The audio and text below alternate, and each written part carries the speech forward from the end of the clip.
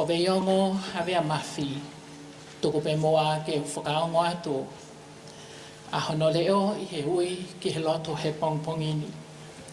Fakafeta'i ki a sihova a hokulau maari e.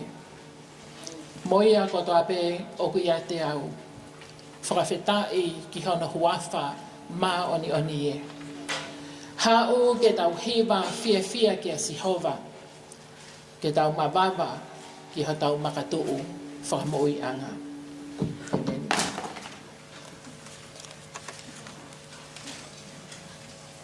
Fane, fane.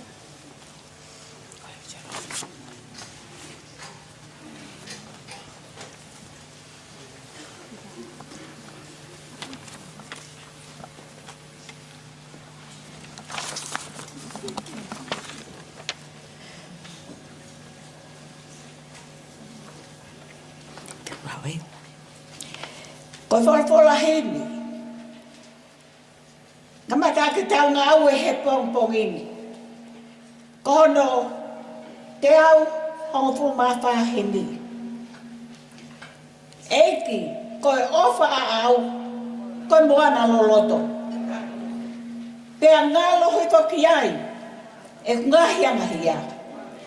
Pea kua uwhi uwhi, e ku kovi kotoa pe.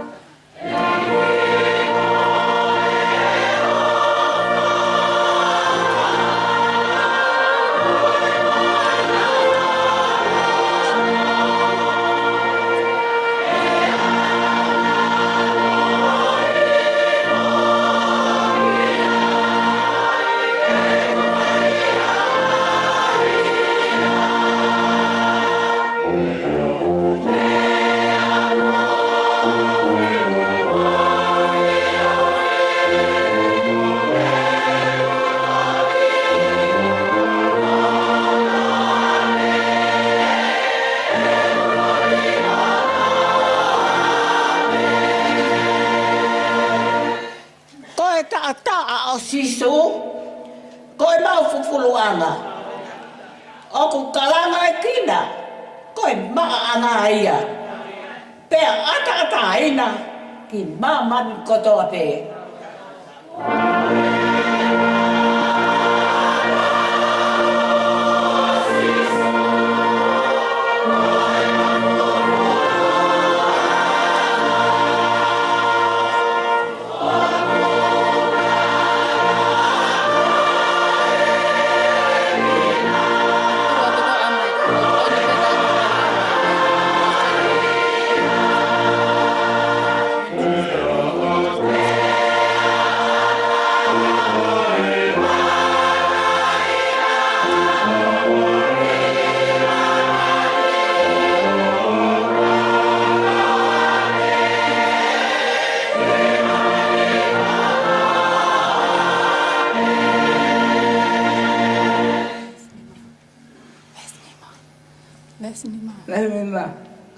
Abang enggak lupa, enggak ada tak boleh enggak lupa, tak lupa enak, jangan kau enak.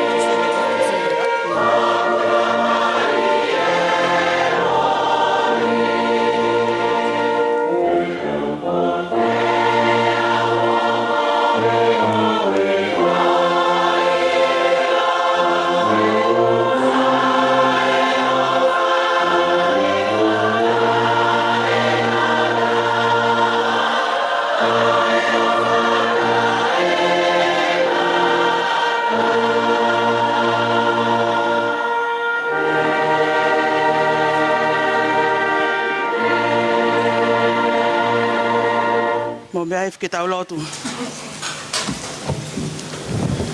Ke tau lotu. E tamai hono i kai e a hoanga whaau fō. Kilu ai ngutu o kulea he tala o hopoto. Lea ai whetu i langi e. Matangi moe ao. Whahinga manu furipe. Ngahi akau he vao. Ka koe konga he otua. O ilonga ai. Koe eiki poto o kuha. Koe eiki mafi mafi. Tamai koe aho ni o malari. Koe aho ni o whakahiki hiki otua. Koe aho o tue ki he tamai o kutai mahakulea. Koe aho e viki viki ki he otua o ku kilu kilu a no whaunga. Pea tau mama o aene whakakaukau. O ku haka haka e Lātūfuipeka. Ke whakawhianga i ki he a Fiona. Koe otua whaitonunga. Na e koto whae aho koe ni. Pea tu uki ai ai whakaamu mo e whakakaukau. Ka kua whakae a e hai. Koe a Fiona pe. I o ku mau kau whakataha. Pea mo e sāmea te vita. Koe langi langi koe aho koe ni koe langi langi o e a Fiona. O ku tui ai a Fiona pea tete ngā whahinga. O ku ke a Fiona ai o mo selu pimi pea ngalulu ai whanua. Ko si hova o ku isaione. O ku maa olunga. O ke a Fiona e fotu i he ngāhi kakai kotoa. Ka iha whakahiki hiki. Ka iha whakalangi langi o e aho koe ni. Pe a Fiona pe. Tu ki mua he mau moui.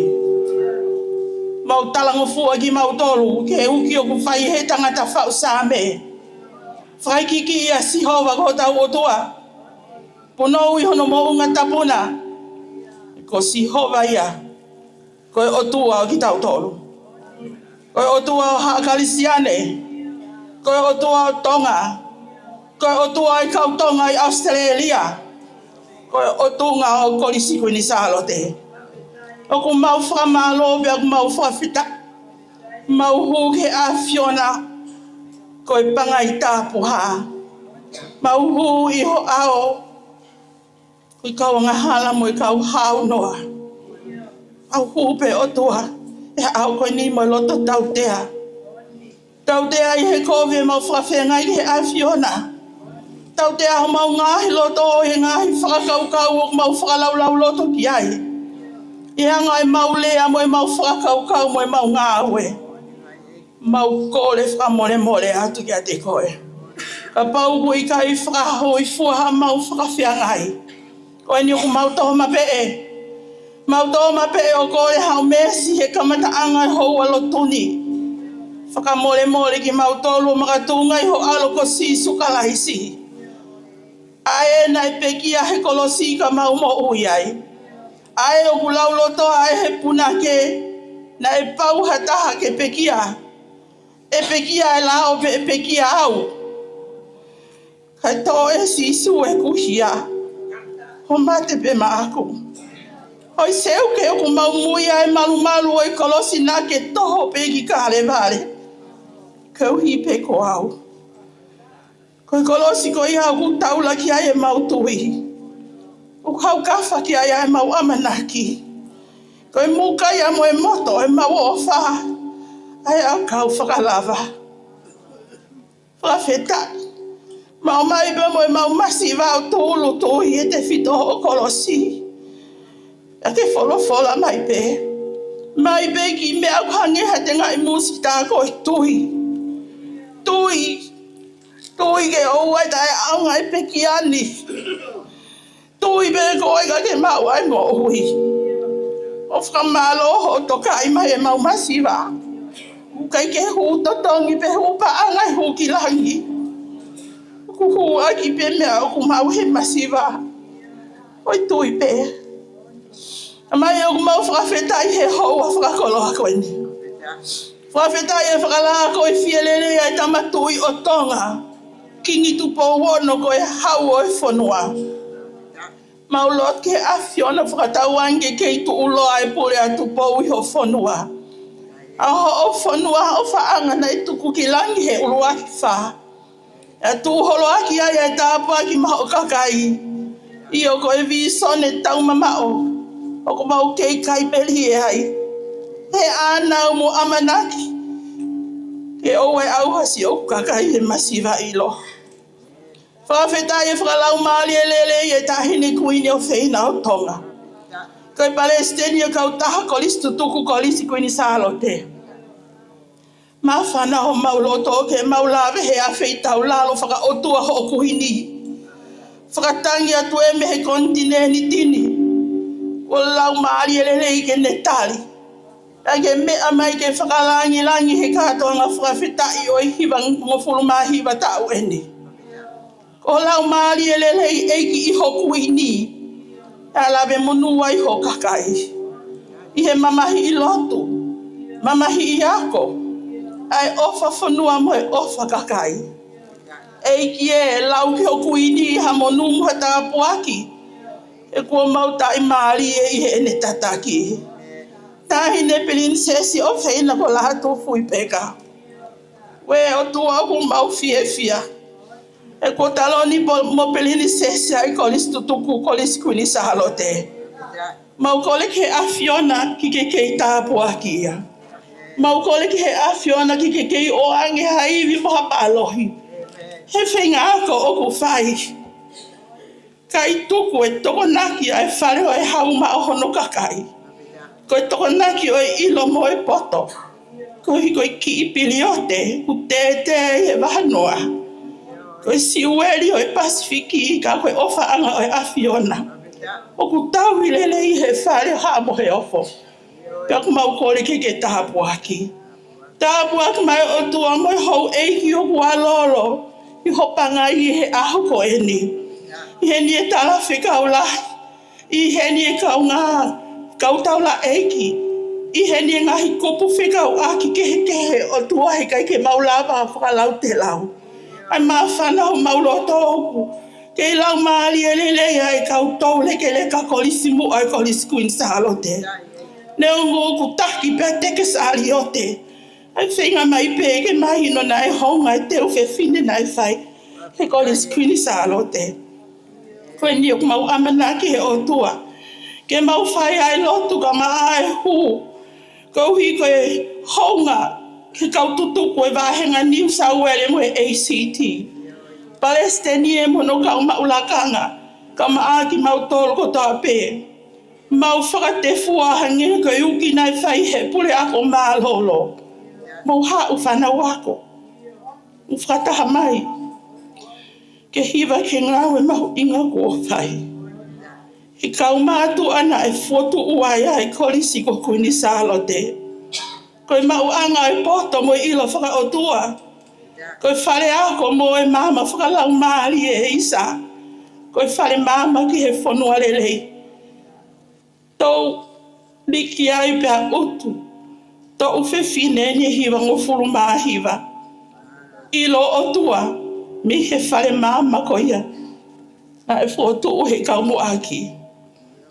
Koe ni a Lotu mau amana ke kamatani tamai Halaevalu o wholofola. Kau mai eiki i ho whekau.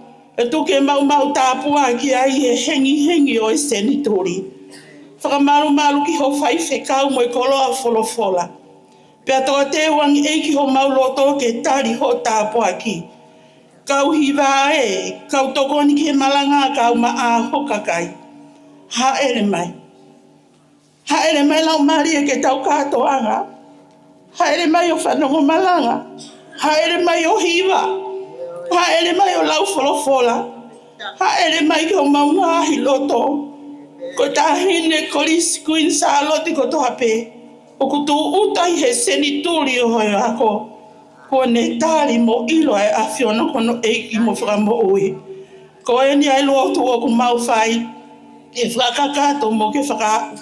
A fio tu uma o ko mau eiki ko e tu ia o niu. Ka mau nofo hatu ko hokakai. Mau hu mo ko le huafa si so kalaisi ko alo. Ka ho mau wha mo ui. Amen.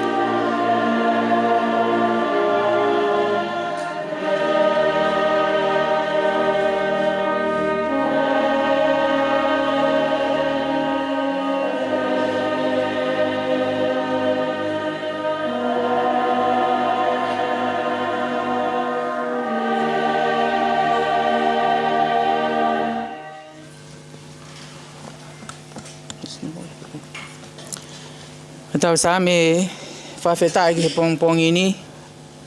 O tō ia me he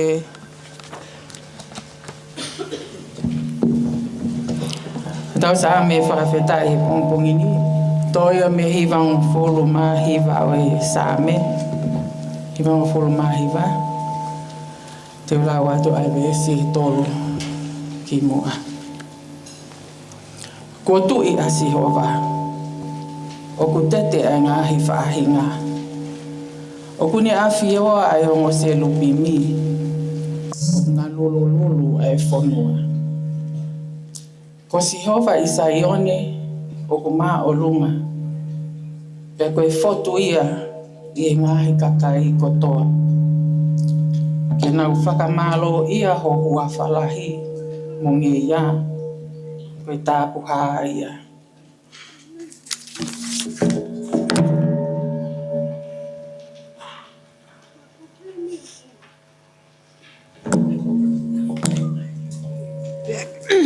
Pea ke nau pahamalo ia, a iwi o e tui, o kumanako ki he whakakonistu tone. Ai a Fiona, wo ke whokotu ai ta e papai. Ai a Fiona, wo ke whai ai whakakonistu tone, mo e totonu i haa se kopi. Mo whakahikiki a Sihova, ko tau o tua. Pea punou i hono tuunga, tau pupu kerekerea, ko e tāpu hāia.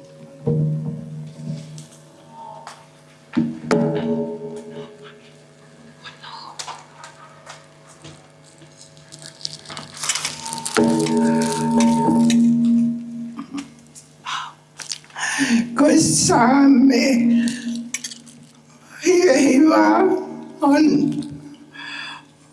ona vese ke festiano moi fitu. Como se moelo ne, ena nai kau ki ha taulai ki naua. Lau foki mo sami wela, ko i taha ia he kau tau tapa ki hono hua wha. Nei tau tapa ki a Sihova ki nā tōlu, pia tari e ia e naulu. Ko i Tuku'aho, nai whora me ai kia te ki nā tōlu. Nā nau tau hea i ngahi whakamohoni, mo e whekau nāne atu.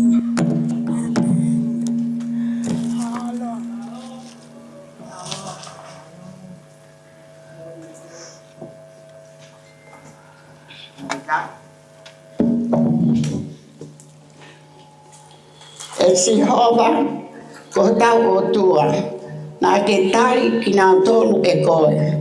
Nā ke whakawhea ngai kia te nā tōlu, koe o tua whamolemole. Ka koe nā ngahi whaianga, nā ke eki. Whakahiki a Sihova, ko tau o tua, pia punou i hono mohunga tāpuna. He ko Sihova, ko tau o tua, ko tāpuha ia. Amen.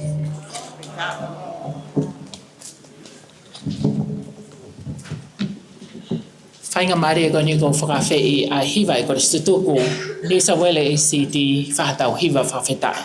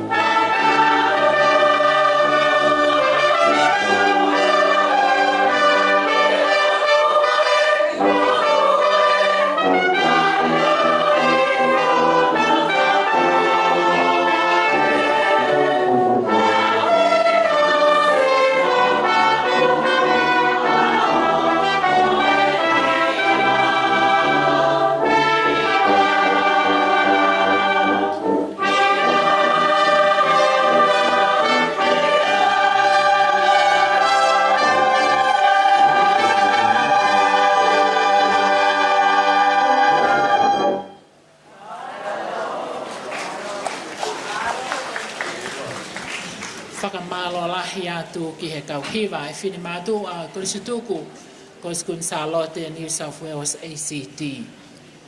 Wakai atu pene ka iongo mai e lau lalo ko hiko ku nofo a ko i muani. Whakamalo lahi atu.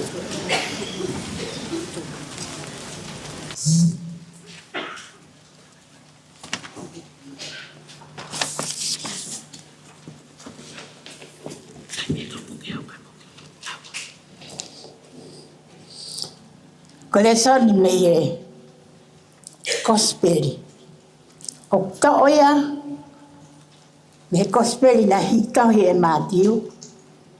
Wahe hongo fulmani ma, vesi wo fulma taha, ke wo fulma walu. Mātiu, wahe taha nima, vesi wa taha ke wa walu. Aia te maulau watu ia. Pea alu e sisu me he feitu ko ia, o ne mole ke ngahi potu o taia mo saitoni. Pea ilonge ko a fefine ke nani, na e nofo i ta whaifonua ko ia, na ne alu atu o kalanga o pehe e eki ko e hako te. Ke alo o whamai o si e kutahine, ko mea kovi yang siono avea.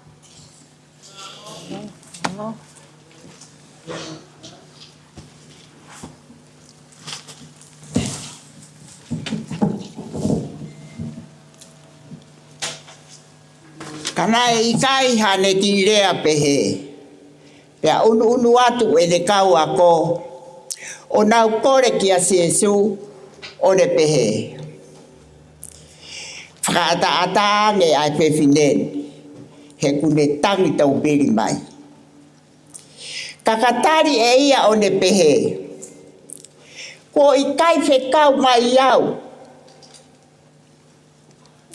Ka ki he whangasipi kua more i hako o Israeli.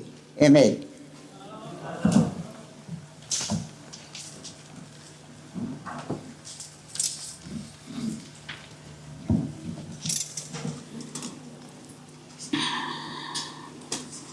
Koe ua fulma anima, ma ua fulma ono e vesi. Aia pehe ono pukalea. Hu kia te ia.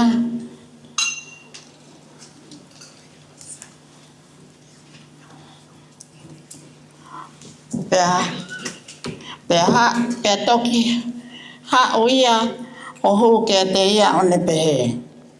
Eiki tokoni mai.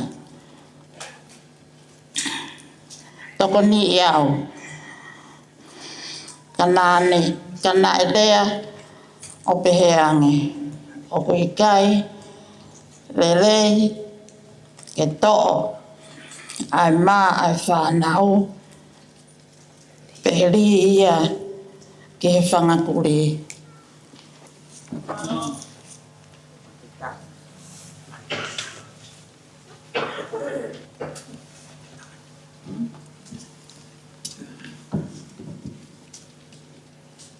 Pepehe eia, ko te maone aiki, ka aku kailoa, te whawhanga e whangkuri, ai mamoi mea kai.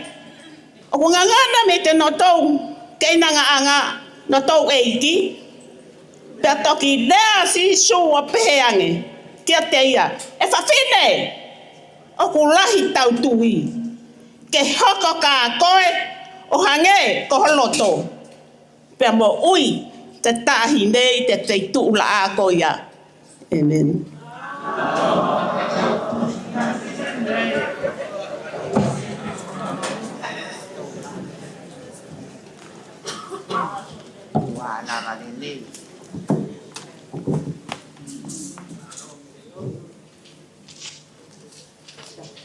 Whakamalo atu. Hono whai e lau e wholofola ki a uki langi i he ahone. Tapu ki a whio ai otua i a te tautolu, koe tamai, koe alo, koe laumari e ma oni.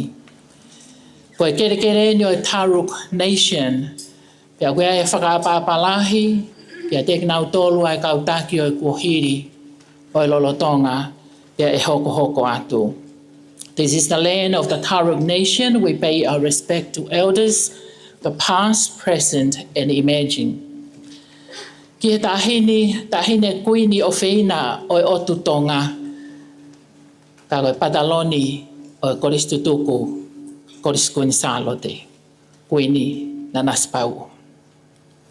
Ki he lupe o Lotu palasi, tahine princesi, Angelika, Lātūfuipeka, Halaevalu Mat'aho, Napua, Okalani, Tukua'aho. Kia Lady Luani, moi hou eiki oi whanua. Ki tala whikaulahi leo leo atonga ki Australia, Curtis Tuihalangingie. To the Consulate General of Tonga in Australia, Honourable Miss Louise Waterhouse. Kia moka, kia mau me fualo, ta moha matapure.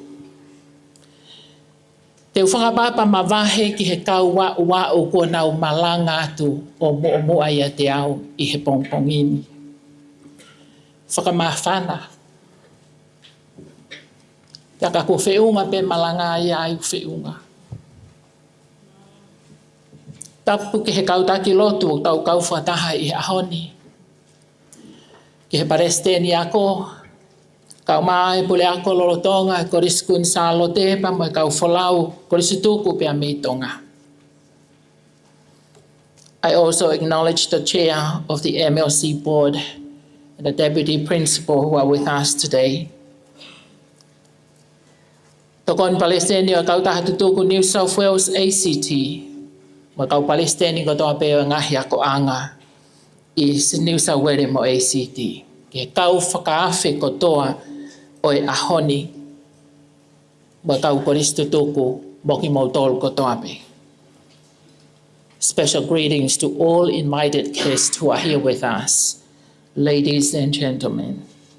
Tuku pe mua ke atai whainga mari oi ahoni, ke whai atu hano whakaua'u e whekau mahu inga, kua omi e he wholofola ko hatau tala I he ahoni. Ke tau lotu. Haere mai lau mari e ma oni oni, whakafo'ou, aho o ngahi mea whakatupu. Come, Holy Spirit, renew the whole of your creation. Amen. Koe wholofola maheni ai wholofola oi ahoni. Ta koe mautolu e whakalaulau loto he wholofola e ahoni ko whakaamu pe ke whakamaunga I he whakakaukau koeni. Tu'u o ngari whewhine he kua whonu ho o ai anga koloa. Koe ai anga koloa ai tonga o whau I he oa. Koe tala noa o ahoni, koe tala noa o whewhine tae iloa. Mo e tauhi whakalau maari e ongo ngoa. Tala noa o whae na e viviri e ne fie mau. Pea mo e kau ngā api na e tokanga I kina kia te ia. Koe tala noa o whewhine anga hala. Pea mo e alo o otua ma oni oni. Koe tala noa o e tokotaha. Na e ikai tokanga I kina. Pea mo e kau mea whawhare ne fie tokoni. Koe tala noa o e sipi he. Pea mo e tauhi sipi lelei. Iyo. Koe tala noa o e whaiako I loa, mo e whewhine na e whanongo lelei. Tuu o ngari whewhine, he kua whonu ho ai anga koloa. Neongo e kehe a sisu pea mo e whewhine. Kana e ai e me ai ana ana whetau laki ai o kai ngā ofi ai tokanga pea mo e whakakaukau. Na ana tō whakatou veke ke mawahe me he fia maria o e tuku whakaholo na ana iai. Na e mawahe a sisu me he whanua o Isileri o afe ki he kau a whanua o e sentaire. Mawahe a whewhine me hono whanua ne taku o ku ikai I loa mo whakaapa-apa. Ka ne a o mai ke whiiloaki pea mo sisu. Nana whakatou ma teu kena whiiloaki mo whanongo i hona talanoa. Nana fia ke whewahewahe aki a e na whakakaukau. Na ana ma teu ke na whehangahangai pea moe ahi o e whaingataa o e wā i hala. Ka na ana whakatou veke ke na tari koe hae mea elelei i he whanonga pea moimoi. Story today, Jesus went away out of Israel to the region of Tyre and Sidon.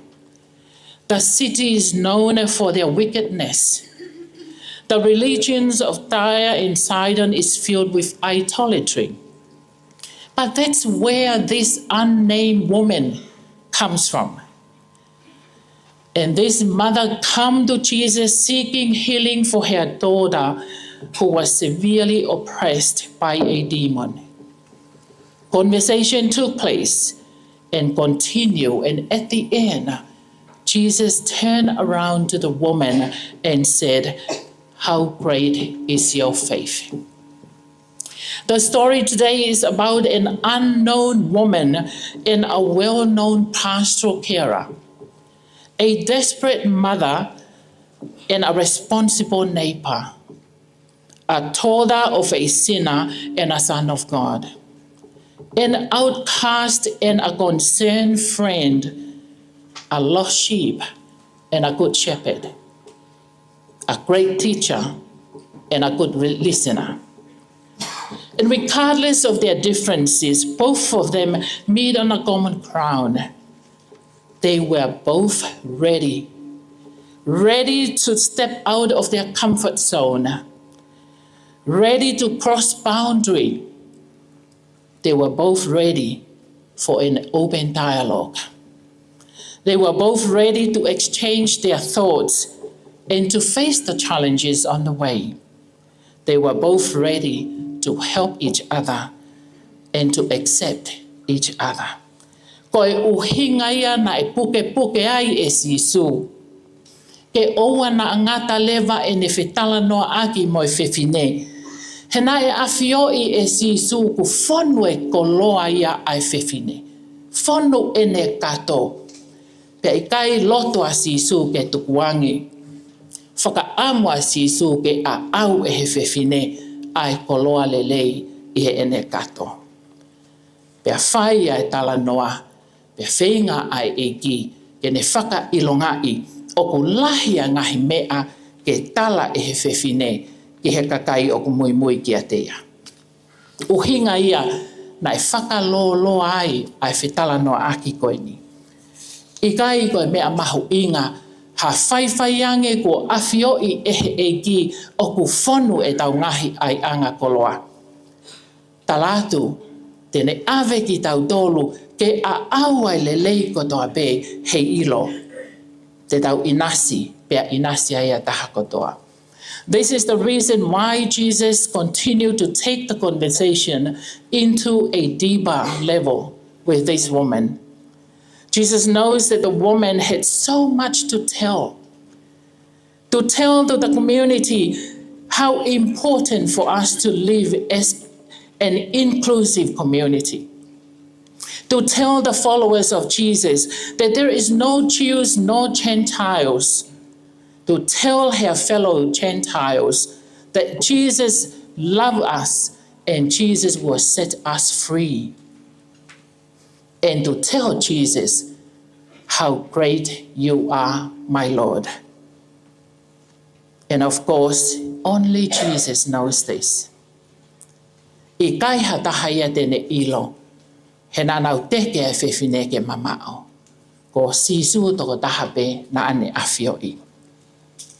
And Jesus drew the conversation to a point where the woman revealed and unpacked the treasures that she put in her all for so many years, the last 99 years, last 20 years, last 50 years. Treasures of compassion, na yaya koloa oyanga ofa.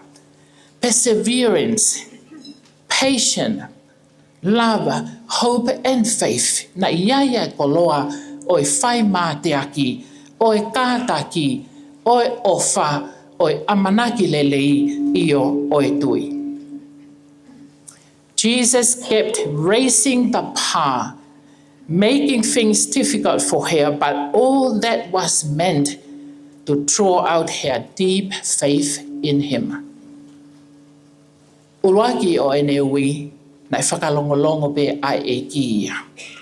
First approach Jesus just kept quiet. Kore hono wa, tala he kau tisai pare, whikau ke mama o me heni. Wholofola e ki na aku ha'u pe au ke whangasipi more. The second approach, his disciples asked Jesus to send the woman away. And Jesus responded, I was sent only to the lost sheep, the house of Israel. Na i kaipe ke fo'i ai whewhine. Na ane tutui, pia ne whakailonga i ai mahu inga. He i kaipe, ke ne tukuange ka oua ke ne mau. Koe mea mahu inga ia he whakakaukau e tauhi, anga whewhe, ai hanga e sisu, o puke puke e whewhine koe ni, pea hange ne whewheka ai ngahi lea, kana e kai ke ne hanga o whakalavea i e whewhine koe ni. How Jesus get through to the woman without hurting her. Only a compassionate pastoral carer can do this. And Jesus knows that the woman was hoping for courage, for power, for strength, and Jesus gave it to her. I want to share Rosemary Paley, one of the preachers, a writer, but she was a daughter of a Baptist minister. When she wrote her books, one of her books, the account of the life of her brother Simon, a Church of England priest who lived with and died from HIV/AIDS, still ministering and being ministered by his congregation in Yorkshire. She wrote, how significant for him of God's gentleness with God's children, including him. He interpreted that when Jesus breathed on the disciples and said, receive the Holy Spirit, Jesus gently blows on the disciples all the forgiveness of God, all the ministries of reconciliation is in that gentleness. Koe whakatonu rea e tangata koe ni, neongo na ane whaingata ia, kanane ilo oku, tokoni ai e ki he whaunga, he kai whaamalawa e he tangata ke ne whai. O ne whai whakaatui, pia ne whai whakaololo ke oua na awesia a ene moui.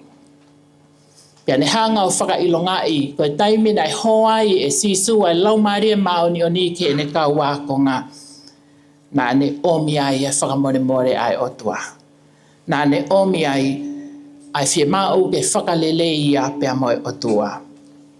To Simon, priesthood is not about power and domination and control. It is about gentleness, like a breeze in your face on a mountain top, like blowing a butterfly off your sleeve, strong enough to move it, light enough not to hurt it. And that's exactly how the woman in our story today felt. Jesus' words were gentle enough to move her away from fear, light enough to make her feel belong to the community of his followers. So it is all Jesus doing. Kai ko hanga ue ia ai whewhine, koe ngā ue pe ia a sisu toko taha. Koe Fakafeta'i o e ahoni, he ki he whewhine, na ane lawa mea kotoa koe tāpuaki. Pia ne whakakaukau, hangebe koe tala, ka mau Havasi kua ngauhi ke whakaofo ofa. Hei kai lauia o ku mau mau. He lava ke hu mai ai māmā ki loto. I he mau mau ke koe papa o ku hoko ki he vasi koe ni. Pehe e he whewhine ko hono whainga maarie ia. He kua hu ai māmā ki loto. Warren Kelly in her book Personhood and Presence about vulnerable selves, she said, there is a crack in everything. That's how the light gets in. And this is from a song written in 1992. To be human is to be vulnerable. It is to know the experience of having cracked open and fear break completely. Koe mahuinga ia o e whakaukau e au mai ai ai mama ai eki. Koe au sia ia na e au kia ia whewhine i ahoni. Neongo ne hā ngari kua mau mau ai vasi ne ane to o kana e hū mai ai ai mama ai eki. Koe tala noa o e ahoni na e wholofola a siso. O kui kai whiunga ke ria maa e whanau ke whangakuri, ko whanga e whatapu. Pe koki nau tolu na e ui koe sentaile he aho ko ia. Koe tari ai whewhine, eiki, I don't deserve anything. She's absolutely humble and broken. She comes with no ego, no pride. Kana e hau whakatō ki lalo, o ne tari ki he eiki, te ulava peo mo ui, i he momo pia me he te pire. Nai fia maari e pe ai te whine koriskuni Salote ia, he momo nai tō he te pire. Nai momo a pe whoki ai korisi o whaanga isia si, korisi ko tupou, ko ia nai raki whakatu. Kana e fia maari e pe ai koriskuni Salote, ke tari hamerenga e tō. Hoko hage pa mo ngahi ako ai pure anga. Kai fia maari e pia ko skun Salote. Koe haha mea te maulawi ai koe tāpu aki. Hange pe koe tala noa e ahoni. Na e whonu e o aia ai kau whewhine ko skun Salote. Pena nau tu yaki peki nau tolu neongo koe kamata anga e ako. Nai te ui peki nau tolu he whakaukau ke nau hoko ko hakau whewhine. Hui se pāni tilelei o e kau whaiwhikau. Ko hakau whewhine te nau ngawe e society. Kana e hunga te kau whewhine kun Salote au lakange kau tangata ni mua he ako o nau tai mua he mea whaka atamai moi whakalau maari o kako halau wako ini. Kana e whie maari e pe ai whewhine koriskuni Salote.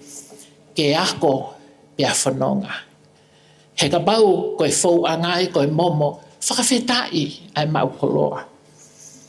He koe tau oa, koe oa nai te ui, ke tari pe hamea e tō. O i kai koe tō pe mei whale lahi. Koe tō me loto whare o kau taula eiki. Koe tō me loto whare o ngahi ako anga. Na i te ui ai ki tau tolo he whanonga anga. Ko e hengi eni o e senturi. Tau lotu ke mawhoa e ata. O tau tuu mo e lau ko e kau whiwhine. Ko ristu tuku Kuini Salote whonu ngutu ai tau ngahi oa. Ka moki nau tolu si ngahi whae ko ini. Ko tau kau ki tau tolu he lau. Pia tau fia i he ahoni. He ko omi e he eki. Ke tau kau he kātoanga fia o e tau hiwa ngofuru mahiwa o e korisi ko Kuini Salote. Tupe mua ke langi ia ai eki. Ka ua nā tau ngata he korisi tutuku hoko atu. O i kaiko ke tau tolupe. Lotua whare o tupou ai tahine Kuini. Tahine prinsesi. Hange pe ko Lotu e ahoni. Ko koloa ia e koristu tuku, koristu Kuini Salote. Tuke lang ia ai o tua. He me ako toa pe. I hua whai tamai, pia mai alo. Pa mai lau maari ma oni oni. Amen.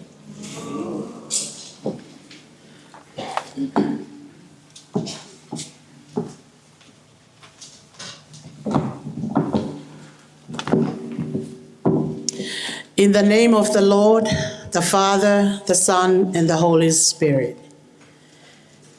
This time, we come and offer those who are no longer with us in this celebration.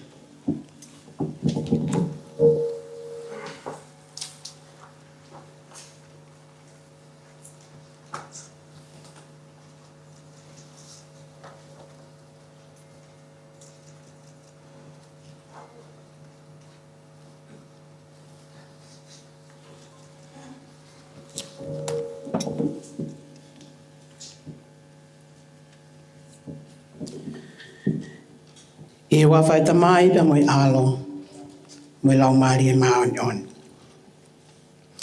Whawhai ki tau toro he hoa ko eni ke tau mana tua, ai hou e ki Kolisi tutuku Kuini Salote, ko nau hiki atu mei taimi ki i tāniti i e lotu. Ke tau lotu. O tua maafi maafi, koe o tua koe, ne haanu hifo, he Lātūfuipeka ne whakatupu o pekia ke lawai ho mau whakamoi. Pea toi tu, ke a mau toro ai ho o moui koe moui ta ngata. Moi i tāniti he taloni ho o Kolisi, o Fakafeta'i ke tui o langi mo mamani. Koe koloa ia nai maalari ai ai kātoanga. Moe wholofola malanga. Ai hengi o senturi i tonga. Moe dahine Kuini. Koloa ia ai kātoanga ko en. Ai hou eiki Kolisi tutuku Kuini Salote o New South Wales pe mo ACT. Ke turi a hono koa na amate. Pia ke whakapapau. Koe no o vala tō onga ai whiwhine Kuini Salote. O whai aki pe ai teunga kātoanga whiunga. Moe alofi o elami. Ko Daniela ia pa moe whakanei fua e ao ko en. Ke mau teunga aki ai whakapoto.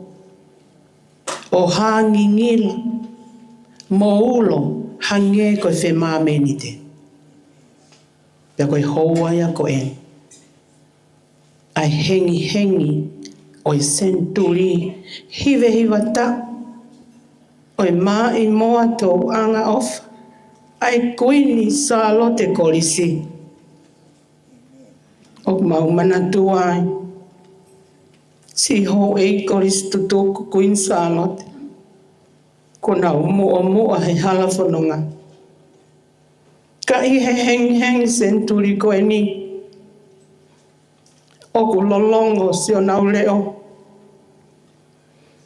O nau tatoka fie maali i ho melino. Moho o mesi. Ka nā nau hoko. Moe nau tau kei poto. Si o nau maungo sia. Si o nau nima mea a. A e nau filo. E nau a hengi. He māketi whewhakatau aki. Pea whoki o mālolo ki he whamiri ko tuapoa he pouri. Koe uhi pe ke whakatoka. Pea ke langa. Ke tuu ai whale no fuanga Kolisi tutuku o Kuini Salote i New South Wales pa mo ACT. Pea fofola no whala. Ke mautongi tupe ai mo haka fie he ao ko en. Pea mo e hengi o e senturi. O mau hapai hake ai eiksi o nau laumari e. Mai ngahi tau anga whatongia katoa peo alaha kakala. I ngahi tau tangata. Takoe mau lotu. Aho langi iolo hange ko whema menite. Ki he tahine Kuini a Nanasipau'u. Tuku'aho. O Princess Lātūfuipeka. Mo ena maalari. Mo ena hou ki Kolisi tutuku kotoa o New South Wales ACT he au ko en. Pea ki he kahau.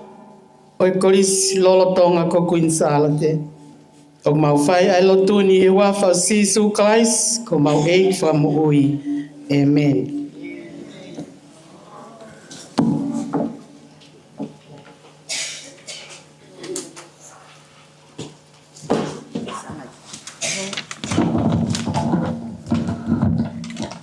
Koe wholofola himi, e whakaose ake tau ngā oe mamafa he pongpongi ni. Koe tolunge au, hiwa ngō fulu mātahe. O kia ki whanua, nā e tui ose ni. Nā e ikai ke mau o toa, nā e masiwa he lelei. Hallelujah! Wo monu ia en.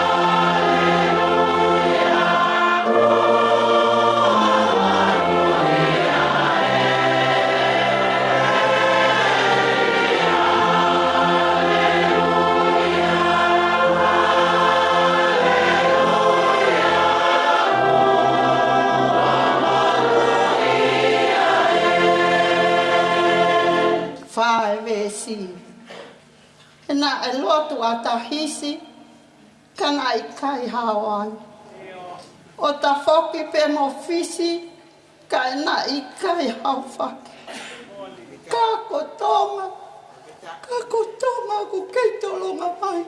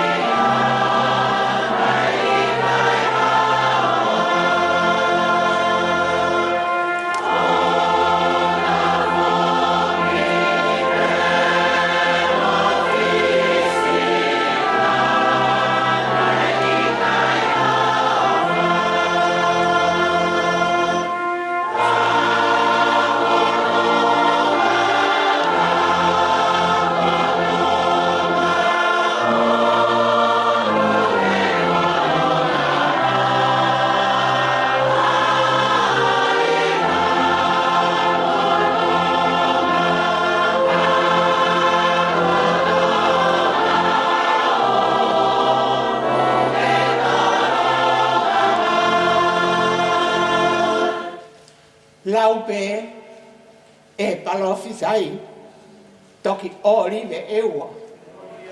Pure anga boisi asi kai malo hi hafonua. Hota monu e tamau ha hau kau kaua.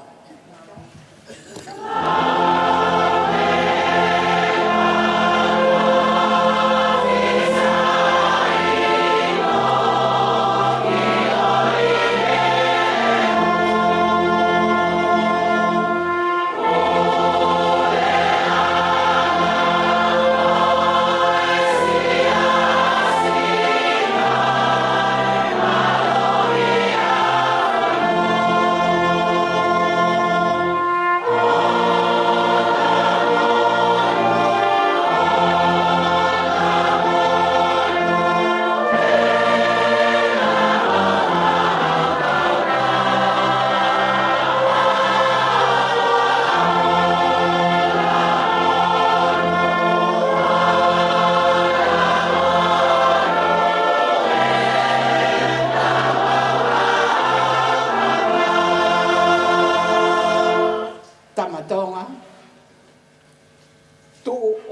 oe.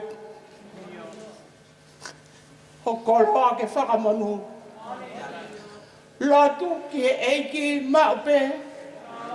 Kene pōpō ki he lotu. O malui. O malui a tupu.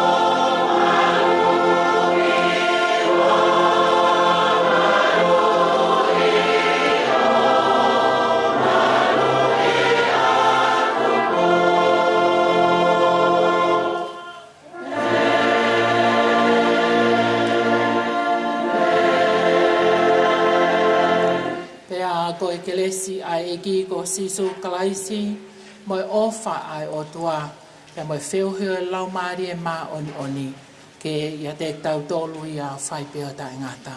Ameni.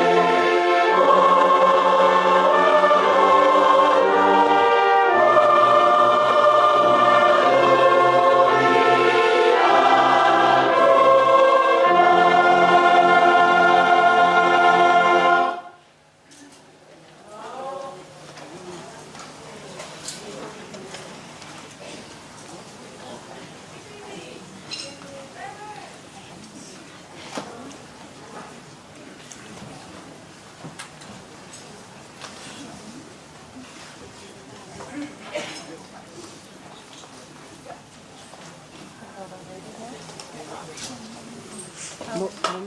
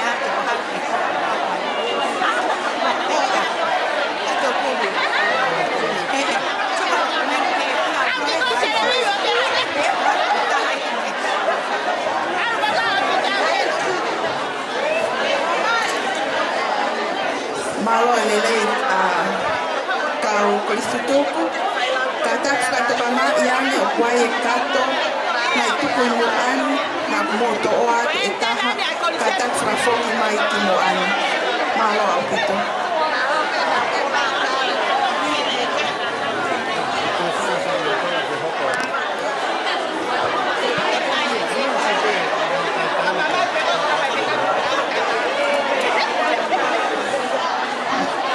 Malo lele fanau ko Salote mo Tukua'aho mo katak fratoto olewa ki tu'a o hangatonu ki he loki lahi ko faya e mau me tokoni pa iloha ta ko hi ko ka hata I fe unga ke fai fra nofo mo katak ko tutuku fra vave at ki tu'a ke tawo ki he loki lahi o faya e iloha ta ko mau me tokoni o firma ke fai fra nofo ki mua ta ko to ho fulu ke taha ko taimia e me angai ai frafkala ngai ko ya o te moto ohi kama leva o ke matapa online ai ke tokia o te ka o nga o ko matapa fra no ki moto mo ka frafe ko ya pe malo a pito